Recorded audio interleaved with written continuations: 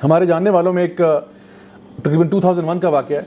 ایک صاحب تھے, ان کا امریکہ میں ایکسیڈنٹ ہوا گاڑی کا, اور ان کے ایکسیڈنٹ سے کیا ہوا کہ ان کی جو آئی لیش ہے نا, یہ آئی لڈ جو ہوتی ہے, یہ کٹ گئی. ان کی کچھ بھی نہیں ہوا, گاڑی شاڑی ان کی ٹوٹ گئی, جو بھی ہوا, لیکن صرف ان کی آئی لیش کٹ گئی. اب سوچیں کہ وہ اس آئی لیش کے جانے سے کتنی تکلیف کے اندر آ گئے. وہ کہتے ہیں کہ میں اب آپ کی جو آئی لیش ہے نا, یہ جو آئی لڈ ہے, یہ بیسکلی کیا کرتی ہے, آپ کی آنکھ کو صفائی کا کام کرتی ہے. جیسے وائپر ہوتا ہے نا, اس طرح یہ آنکھ کو صاف کرتی رہتی ہے. اب جب وہ آئی لڈ ہی نہیں ہے تو وہ آنکھ کو صفائی خود کرنی پڑ رہی ہے, کیونکہ اس کے اوپر ڈسٹ پڑ جاتی ہے, اریٹیشن ہوتی ہے. اب آنکھ پھڑک رہی ہے, ان کو جو ہے اریٹیشن ہو رہی ہے. اب وہ کیا کر رہے ہیں, پانی کا اسپرے کرتے ہیں, ہلکا سا انہوں نے وہ رکھا ہوا ہے, اور ایک سلک نیپکن کے ساتھ ایسے ڈیب کرتے ہیں اس کو. لیکن آپ دیکھیں کہ ڈیب کرتے کرتے بھی نا اسکن پھٹنا شروع ہو جاتی ہے. اگر کبھی زکام ہمیں ہوا ہو اور ہم ٹیشو پیپر سے ناک صاف کرتے رہتے ہوں, تو صبح سے زکام لگا ہوا ہے, شام تک آپ کا ناک کٹنا شروع ہو جاتا ہے, کیونکہ وہ ٹیشو ہے نا, حالانکہ ٹیشو کتنا سافٹ ہوتا ہے, لیکن ٹیشو سے آپ کا ناک کٹ رہا ہے کیونکہ بار بار ڈیب کرنے سے نا وہ کٹس پڑ جاتے ہیں. اب سوچیں جو بندہ صبح شام آنکھ پہ سلک نیپکن ہی صحیح, نیپکن کچھ فرکشن تو ہو رہی ہے نا, تو یہ اسکن ویسے بڑی سینسٹیو ہوتی ہے, تو یہاں پہ نا مطلب زخم بننے شروع ہو گئے. کچھ ہی عرصے کے بعد یہاں پس پڑنا شروع ہو گئی. 1 مہینے کے بعد وہ اتنی تکلیف میں آ گئے, کہتے ہیں میں پانی مارتا تھا, میری چیخیں نکل جاتی تھی, اتنا پینفل ہو گیا. تو ڈاکٹر سے پوچھا میں کیا کروں, انہوں نے کہا بھائی اس کے 2 ہی علاج ہو سکتے ہیں, یا تو تم اس کو برداشت کرو اور ایکسٹرنل ٹریٹمنٹ ہے, کوئی مطلب ویزلین وغیرہ لگا کے رکھا کرو, تو یہ ٹیمپرری فکس ہے, لیکن یہ پکا سولوشن نہیں ہے. ویزلین اب پورے دن منہ پہ تھوپ کے رکھی ہوئی ہے, اس کو کیا فائدہ ہوگا. تو کہتا ہے بس یہ ہے, یہ کام کرو, یا پھر یہ ہے کہ تم اپنی یہ آنکھ کو ضائع کر دو, یہ تمہارے کسی کام کی نہیں رہے گی, ڈیب کرنا چھوڑ دو, آنکھ ضائع ہو جائے گی.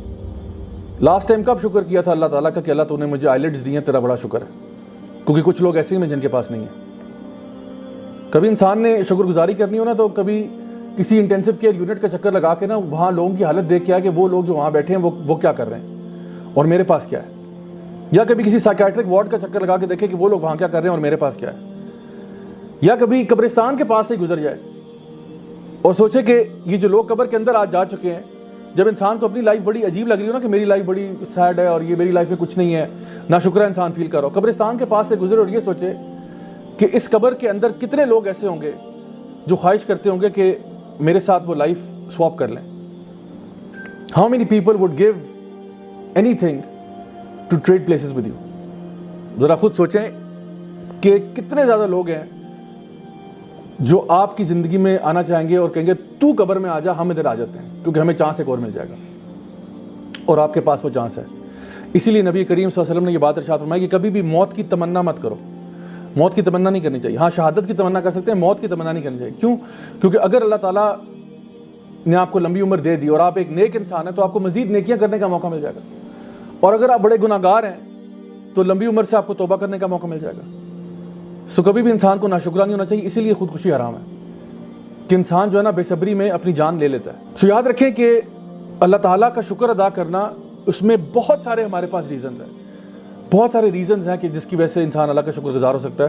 اور اگر اللہ تعالیٰ کا شکر گزار انسان نہیں ہوتا, اس کا مطلب ہے کہ وہ اچھا آدمی نہیں ہے. اللہ کی نعمتوں کو جو ریکگنائز ہی نہ کر سکے, یعنی اللہ سبحانہ تعالیٰ قرآن مجید میں خود ارشاد فرماتے ہیں کہ یا ایھا الناس انتم الفقراء الی اللہ واللہ هو الغنی الحمید, کہ اے انسانوں تم سب اللہ تعالیٰ کے آگے مانگتے ہو, تم سب کیا ہو, فقیر ہو اللہ کے آگے, اور اللہ غنی الحمید ہے. اللہ جو ہے وہ بے نیاز ہے, اللہ تعالیٰ بہت مالدار ہے, اللہ کے پاس کسی چیز کی کمی نہیں ہے, لیکن تم سارے فقیر ہو. تو اس کے بارے میں علماء بیان کرتے ہیں کہ اگر تم اپنے آپ کو انسان سمجھتے ہو تو تم اللہ کے آگے فقیر ہو, اور جو اپنے آپ کو اللہ کا فقیر نہیں سمجھتا وہ دراصل انسان ہی نہیں, وہ اپنے آپ کو جانور کہتے ہیں. یا ایھا الناس انتم الفقراء الی اللہ, اللہ تعالیٰ انسانوں سے کہہ رہا ہے کہ اے انسانوں, مسلمانوں نہیں, اے انسانوں تم سب اللہ کے فقیر ہو. جب اللہ دینا چاہے گا تمہیں ملے گا, اگر اللہ روک دے تو دنیا کی کوئی طاقت تمہیں دے نہیں سکتی. اگر ہمیں یہ بات سمجھ میں آ جائے کہ صرف اگر میرے پاس کچھ بھی آ رہا ہے وہ اللہ کی طرف سے آ رہا ہے, خدا کی قسم ہم ایک نماز مس نہ کریں, کیونکہ اللہ کی طرف سے آ رہا ہے نا, جو کچھ آ رہا ہے اللہ کی طرف سے آ رہا ہے. اللہ اگر روک دے تو کون دے گا آپ کو؟ کوئی بھی نہیں دے سکتا. سو خود سوچیں پھر اللہ سے بنا کے رکھوں کہ بگاڑ کے رکھوں. یہ ہے پہلا سٹیپ جو میں نے آپ کو بتایا کہ اللہ تعالیٰ سے ہمارا ریلیشن شپ کیا ہے. اللہ تعالیٰ خود ہی بہت عظیم ہے, اور اللہ تعالیٰ کا شکر بھی ہمیں کرنا بنتا ہے, کیونکہ جو کچھ آج ہمارے پاس ہے ایک ایک نعمت جو ہے وہ اللہ کی طرف سے ہے.